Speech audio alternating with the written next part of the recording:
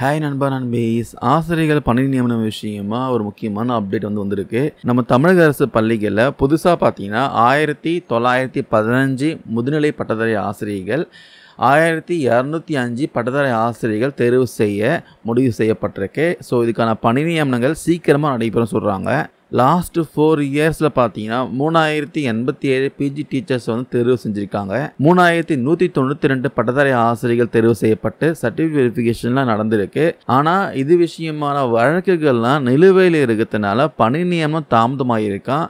வழக்கை சீக்கிரமாக முடிச்சுட்டு சீக்கிரமாக ஆசிரியர்கள் பணி நியமனம் செய்யப்படுவார்கள் அப்படின்னு அமைச்சர் அன்பில் மகேஷ் பொய்யாமொழி கூறியிருக்காரு.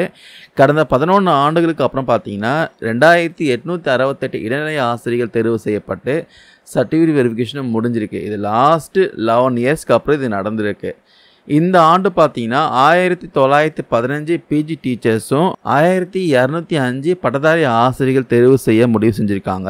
கடந்த மார்ச் 1 முதல் இப்போ வரைக்கும் பார்த்தீங்கன்னா 1,56,290 பேர் பார்த்தீங்கன்னா கவர்மெண்ட் ஸ்கூலில் சேர்ந்துருக்காங்களாம். அதுக்கப்புறம் பார்ட் டைம் டீச்சர்ஸ்லாம் அப்புறம் ஃபுல் டைம் டீச்சர் பணியை கொடுக்குற விஷயமா முதலமைச்சர் ஸ்டாலின் சீக்கிரமாக நல்ல முடிவு எடுப்பாங்கன்னு சொல்லியிருக்காங்க.